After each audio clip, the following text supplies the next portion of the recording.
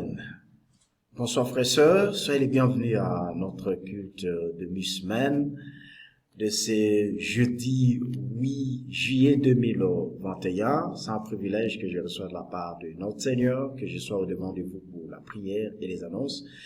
Moi, c'est votre frère Jean-Claude Aouka. Mais avant toute chose, nous allons lire le psaume 1, 1 à 6. Lisons. Heureux l'homme qui ne marche pas selon les conseils des méchants, qui ne s'arrête pas sur la voie des pécheurs, et qui ne s'assied pas en compagnie des moqueurs, mais qui trouve son plaisir dans la loi de l'Éternel, et qui la médite jour et nuit. Il est comme un arbre planté près d'un courant d'eau, qui donne son fruit en sa saison, et dont le feuillage ne se flétrit point. Tout ce qu'il fait lui réussit. Il n'en est pas ainsi de méchants. Ils sont comme la paille que le vent dissipe. C'est pourquoi les méchants ne résistent pas au jour du jugement, ni les pécheurs dans l'assemblée de justes. Car l'Éternel connaît la voie des justes, et la voie des pécheurs mène à la ruine. Baissons nos têtes et prions.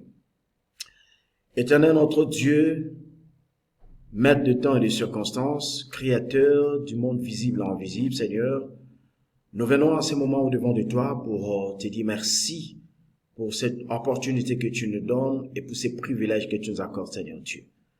Toi qui es 3 fois saint, assis sur ton trône, Seigneur Dieu, élevé dans le lieu plus haut, mon Dieu, mon roi, nous voulons te vénérer. Merci pour tous tes biens et hauts faits dans nos vies, Seigneur, le souffle de vie, le mouvement et l'être. Et merci pour ces nouveaux jours qui s'est levé déjà depuis le matin et que tu nous as gardés, tu as permis que nous puissions vaquer à nos occupations et qu'en ce moment nous venons au devant de toi. Seigneur, merci. Merci pour le pardon. Tout ce que nous avons commis, Dieu, comme péché au devant de toi, nous voulons te demander pardon. Sanctifie-nous, purifie-nous. Merci pour le pardon. Merci pour la purification. Merci pour le Saint-Esprit. Merci pour Jésus. Merci pour sa croix. Merci pour son sacrifice. Seigneur, nous voulions te recommander toutes les étapes de Thomas. Merci Seigneur Dieu pour chaque intervenant. Merci Dieu pour tous les frères et sœurs qui sont en ce moment en train de suivre ces cultes, même qui vont devoir le faire quelques instants après à cause de perturbations de roseaux. Seigneur, merci de parrainer ces cultes de bout en bout et que toute la gloire te soit rendue. Merci pour notre pays, Seigneur Dieu, les autorités, les institutions. Merci pour les dirigeants, les églises, Seigneur Dieu. Merci pour tout. Au nom de ton Fils Jésus, notre Seigneur Sauveur, pour t'avoir ainsi prié. Amen. Alors, frères et sœurs, rapidement, le programme du culte est tout simple. Je viens de faire déjà, de dire la prière d'ouverture. Nous allons laisser place à la chorale pour le chant et l'adoration. Et je reviens pour les annonces. Le message du jour sera prêché par l'évangéliste Bavon Kamunenga. Et je reviendrai pour la prière des clôtures.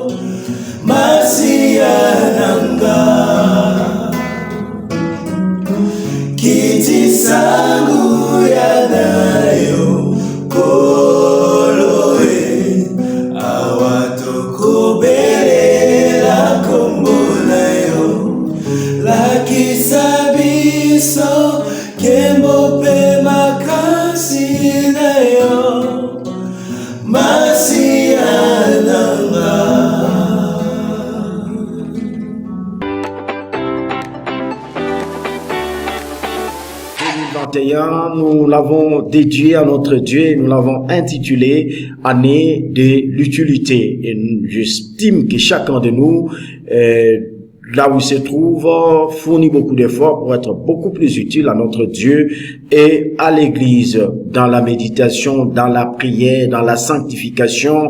Frères et sœurs, ça nous aidera. Nous avons quelques frères et sœurs qui ont besoin de prière, mais également notre pays. Prions pour la paix et la sécurité en RDC. Prions pour la pandémie à COVID-19. Personnel travaillant dans la première ligne de défense contre COVID-19, frères et sœurs. Personnel soignant, médecins, infirmiers et infirmières, techniciens et techniciennes, personnel administratif dans les hôpitaux. Alors, la liste est tellement longue. Frères et sœurs, je laisse la liste défiler devant nous pour que nous puissions, frères et sœurs, citer nommément le nom de nos frères et sœurs qui sont malades et qui ont besoin de notre soutien. Nous prions dans nos prières individuelles, citons les cas. Mais ici, je voudrais insister pour notre sœur Marie-Jocelyne Palanquet, frères et sœurs, Madame Andiango, ainsi que les autres. Prions pour eux. Alors, COVID-19, frères et sœurs, les chiffres parlent d'eux-mêmes et nous avons besoin de vraiment faire très attention et de nous protéger, frères et sœurs, face à cette troisième vague. Devant cette troisième vague qui est virulente, qui est destructrice, nous avons besoin d'observer scrupuleusement le geste barrière. Nous devons porter correctement en lieu public et obligatoirement nos masques. Nous devons nous laver les mains toujours avec du savon ou soit appliquer des solutions à base d'alcool. Nous devons éternuer à l'intérieur de notre coude, pas se serrer les mains, ni les embrassades ou les accolades.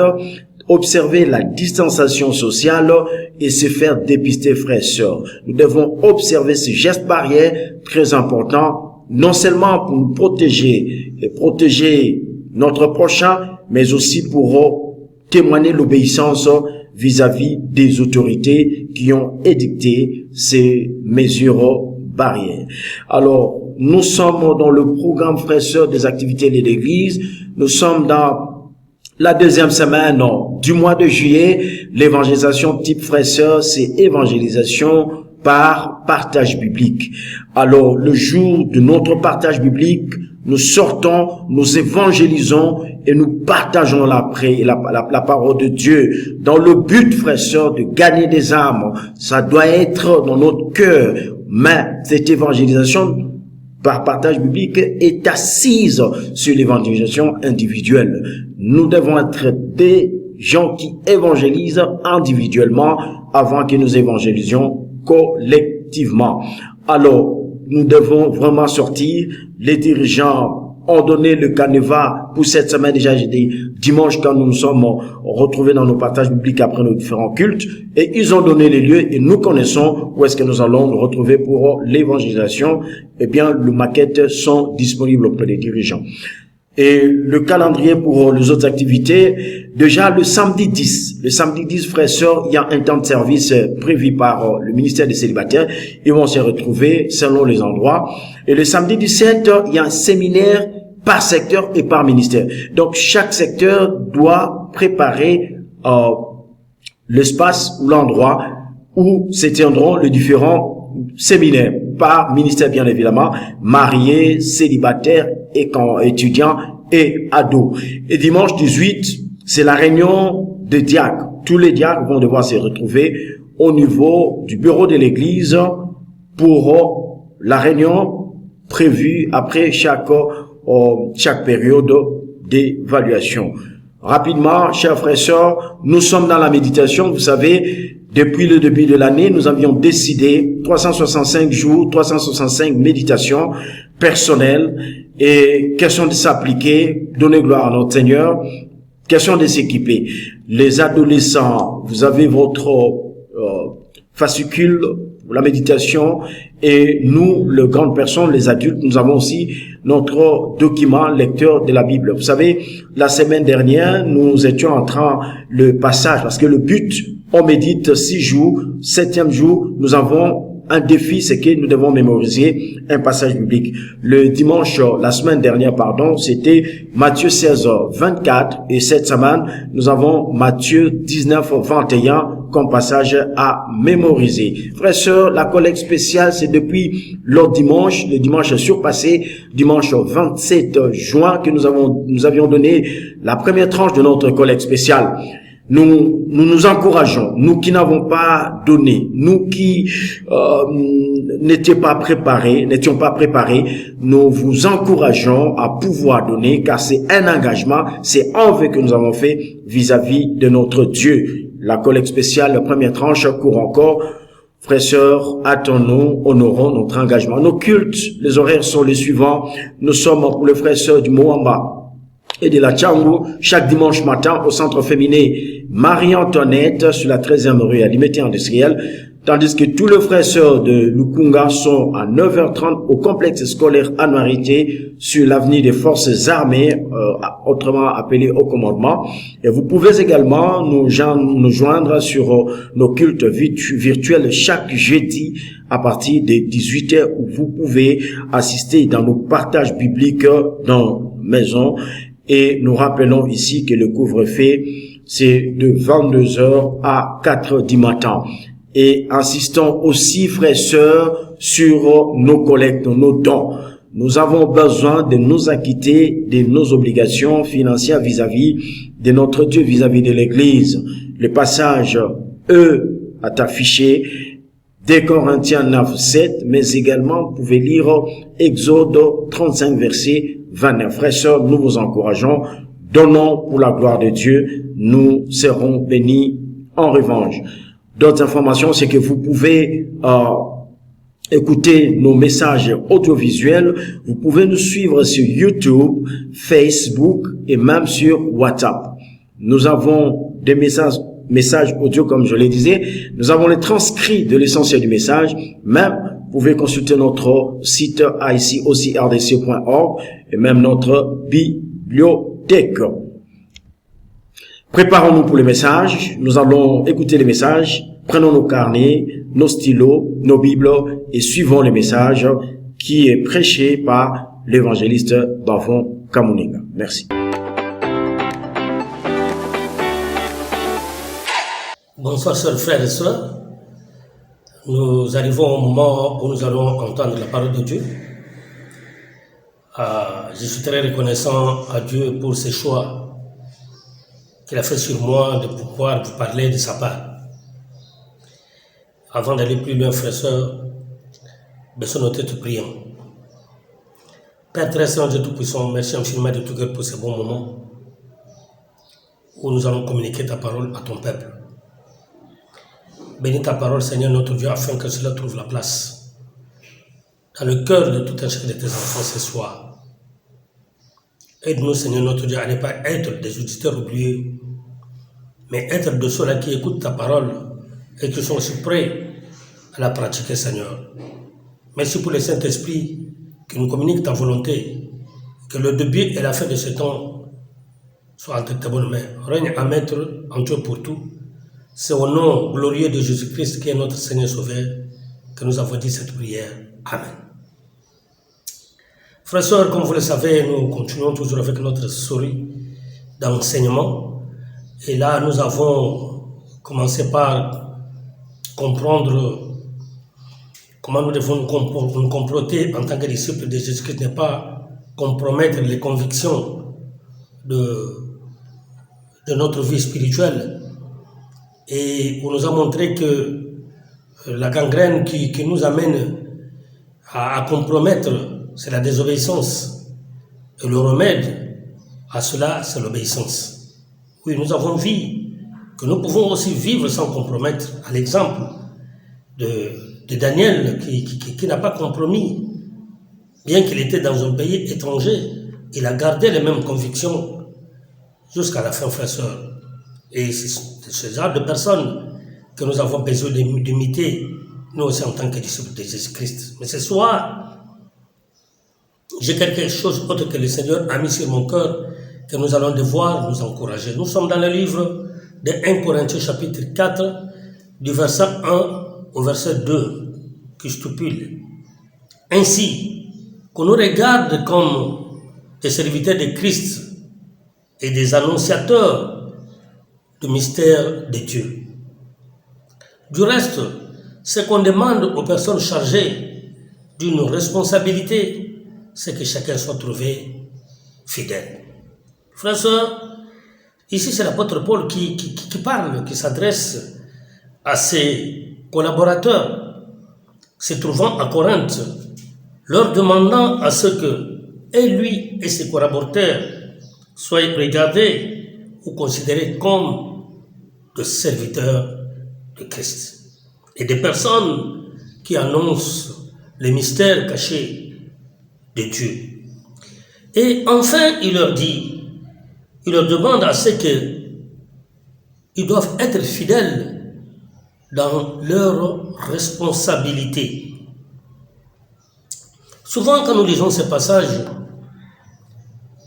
nous pensons directement que cela concerne le pasteur, que cela concerne les évangélistes, des anciens, des diacres, des dirigeants. Mais nous autres, on se met à l'écart, comme si cela ne nous concernait pas. Mais laissez-moi vous dire ce soir que ceci nous concerne tous en tant que disciples de Jésus-Christ. Le fait pour nous d'être disciples, frères et sœurs, c'est un engagement avec le Seigneur. Et il faut engager le Seigneur, nous donne des responsabilités ou nous confie des responsabilités.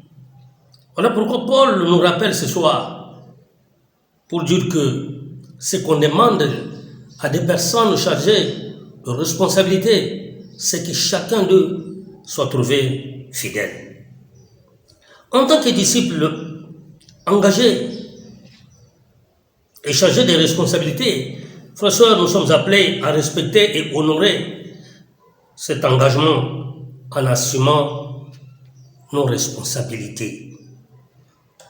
Les disciples du premier siècle ont chacun assumé sa responsabilité et respecté son engagement au Seigneur. Ils n'ont en aucune fois compromis cela. Et nous sommes aujourd'hui la continuité des disciples du premier siècle.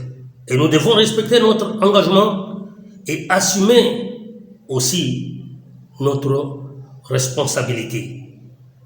Comment? En restant fidèles à notre ou à nos engagements. Ce soir, le thème de mon message est très simple. Fidélité à notre engagement. Le même passage que nous avons lu de 1 Corinthiens chapitre 4, verset 2 dit « Ce qu'on demande aux personnes chargées d'une responsabilité, c'est tout simplement d'être fidèles à leur engagement. » Il s'agit ici, frères et sœurs, du sens des responsabilités. Tout disciple engagé au Seigneur a une responsabilité et il doit impérativement respecter cet engagement. Et c'est ça, être responsable. Aujourd'hui, frères et sœurs, la responsabilité ou son sens fait défaut parmi tant d'entre nous. Alors tu ne peux pas être le disciple de Jésus-Christ engagé sans prendre au sérieux tes responsabilités. Mais avant toute chose, tu dois d'abord connaître cet engagement. Est-ce que tu connais à quoi tu es engagé? Est-ce qu'on connaît notre responsabilité en tant que disciple de Jésus-Christ? Parce que si tu ne connais pas cela, ça serait difficile pour toi de le respecter et de les assumer aussi. Oui, voici en quoi nous sommes engagés et en quoi nous devons aussi assumer nos responsabilités. Mon premier point, nous sommes engagés à sauver les âmes. Ça, c'est un engagement d'un disciple. Dans Actes 2, versets 38 et 39, il est dit « Repentez-vous et que chacun de vous soit baptisé au nom de Jésus-Christ. Pour le pardon de vos péchés, vous recevrez alors le don de Dieu, le Saint-Esprit. » Frères et sœurs, voici la clé du salut. la repentance et le baptême.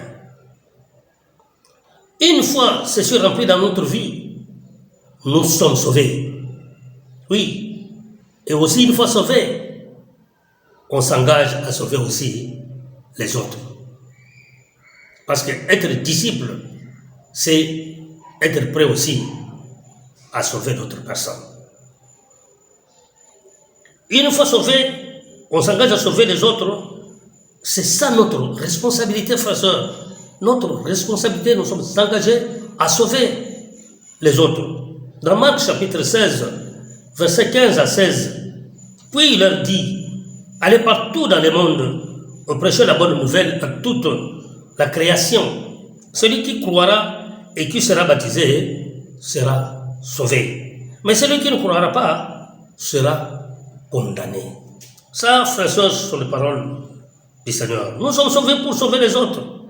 C'est un engagement et aussi c'est une responsabilité. On doit s'assumer. On doit le respecter, frères et sœurs. Oui. Alors combien sont engagés aujourd'hui à cela? Il y a de cela presque 6 mois déjà. Nous avons traversé même le 7e mois depuis que l'année a commencé. Quel est ton bilan par rapport à ton engagement à sauver les âmes? Et c'est ça la responsabilité auquel on doit être fidèle. Oui, frères et sœurs, beaucoup de gens ont démissionné, ils ont abandonné leur engagement, leur responsabilité. Ils oublient qu'ils sont disciples et qu'ils sont sauvés pour sauver aussi les autres. Alors pour ce, frères et sœurs, si nous comprenons cela, nous devons aller partout dans le monde, partager notre foi, afin qu'un grand nombre de personnes puissent être gagnées à Christ. C'est ça notre responsabilité. Et mon deuxième point, nous sommes engagés à la communion fraternelle. Dans Acte 2, chapitre 42, juste après le baptême des disciples du 1er siècle, la Bible dit, ils sont engagés à l'enseignement des apôtres, à la communion fraternelle, à la fraction du pain et à la prière. Oui, frères et sœurs, mais moi je me focalise beaucoup plus sur la communion fraternelle. La communion fraternelle qui est tout simplement le fait d'être ensemble pour s'encourager. La vie des disciples, c'est tout simplement être ensemble, c'est vivre la vie en commun, frères et sœurs. Les psaumes 133, versets 1 à 3, nous dit cela, qu'il est doux et agréable pour le frère d'être ensemble. Oui, frères et sœurs, rien n'est plus important pour l'Église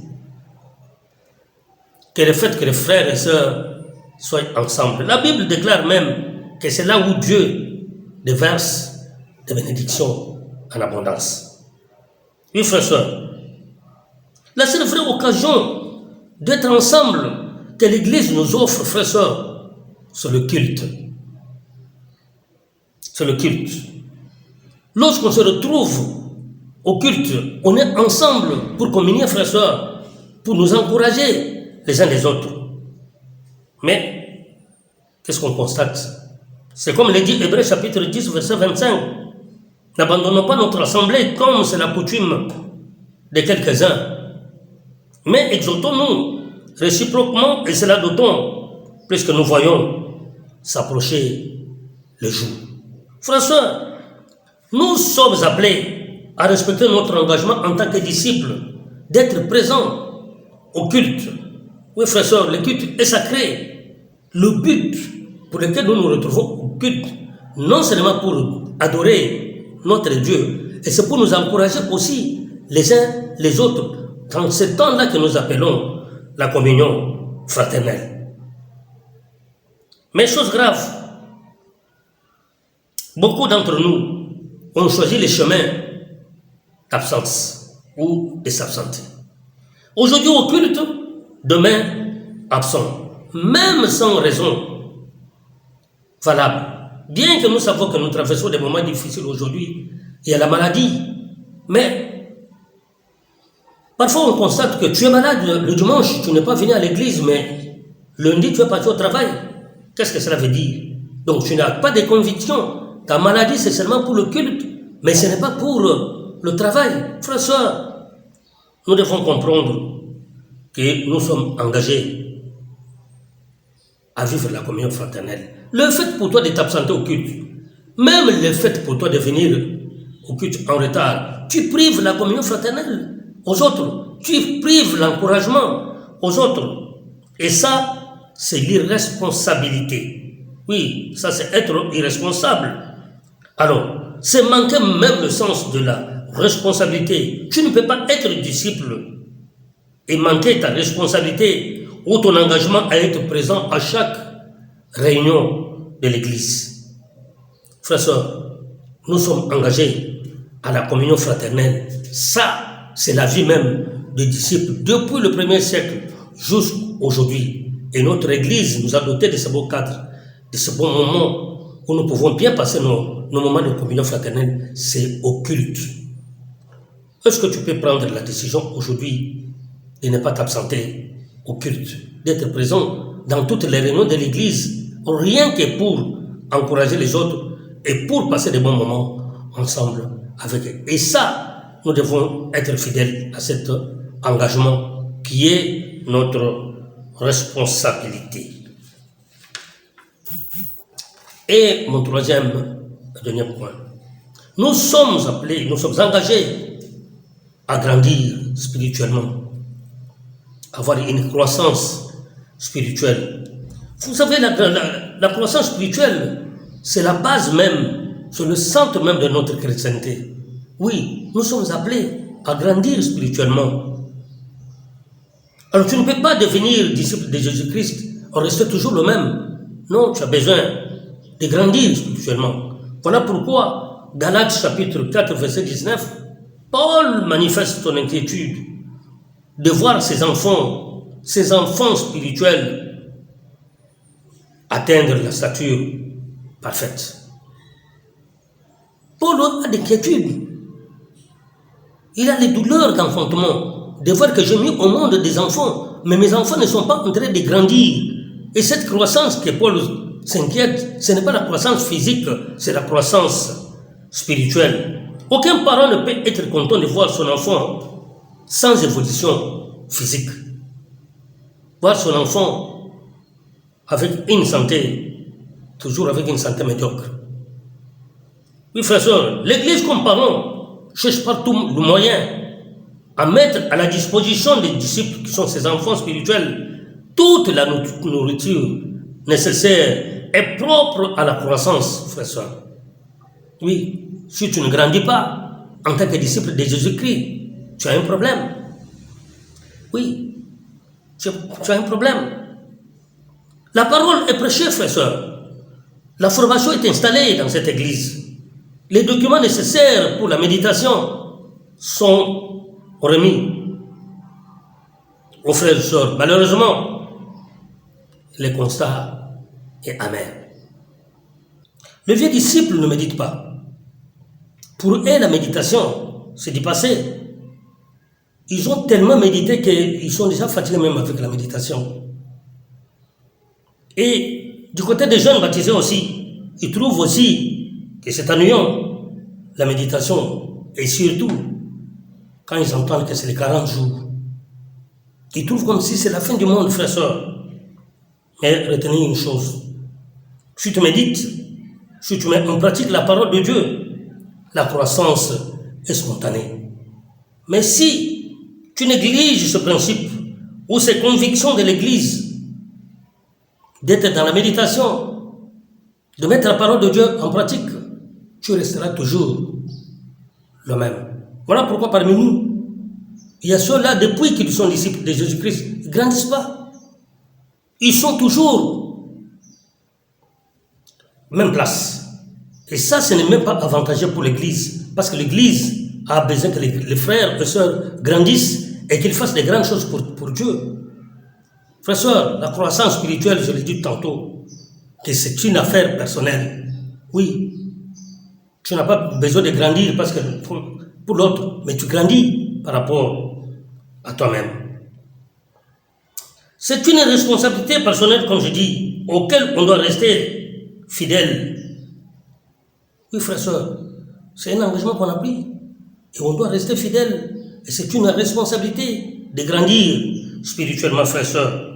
En tant que disciples, nous sommes appelés à être fidèles à notre engagement. L'engagement de sauver les âmes, l'engagement de faire la communion fraternelle et aussi l'engagement de grandir spirituellement. Frères et sœurs, voilà le message que j'avais apporté à l'église ce soir. Que le Seigneur bénisse son église. Baissons nos têtes, prions. Père très saint, Père tout-puissant, encore une fois de plus, te disons merci. Merci de nous avoir parlé comme un papa qui a parlé à ses enfants. Merci de nous avoir rappelé notre responsabilité, notre engagement, de nous avoir montré que nous devons rester fidèles à cet engagement, l'engagement de sauver les âmes, l'engagement de vivre la communion fraternelle, l'engagement de grandir spirituellement. Aide-nous, papa, à prendre ce message à cœur, à la mettre en pratique. Toute gloire te sera rendue à toi seul. Sois-le à jamais. Dans le nom glorieux de Jésus-Christ qui est notre Seigneur, nous avons dit cette prière. Amen. Amen, frères et sœurs, nous sommes pratiquement arrivés à la fin de notre culte, mais laissez-moi remercier d'abord tous ceux qui ont rendu possible ces cultes virtuels, la chorale, les intervenants et l'équipe technique, mais d'une manière spéciale, nous disons merci à Papa Bavon pour ces messages, ces thèmes sur la fidélité à l'engagement ou être fidèle à l'engagement. Merci d'avoir pris part à notre culte d'adoration. Laissons-nous et prions. Éternel Dieu, merci Papa pour cette opportunité que nous avons eue, Seigneur Dieu, devant ta face. Merci pour ces cultes que tu as permis, Seigneur Dieu, que nous l'ayons. Et merci pour les déroulements même de ces cultes, Seigneur Dieu. Merci pour le retour de ceux-là qui se sont déplacés. Sois avec chacun de nous, Seigneur, Père masqué, le dimanche prochain, par ta grâce, sur nos sites, nos différents sites, nous puissions nous retrouver pour te déduire en culte beaucoup plus grand et puissant, digne de ton nom, Seigneur. Merci pour tout. Honneur, gloire, louange te sont rendus. En nom de ton Fils Jésus, notre Seigneur et Sauveur, que nous t'avons ainsi prié. Amen. Amen, frères et sœurs. Merci beaucoup. Bonne soirée, bon retour et à la prochaine diffusion. Bye bye.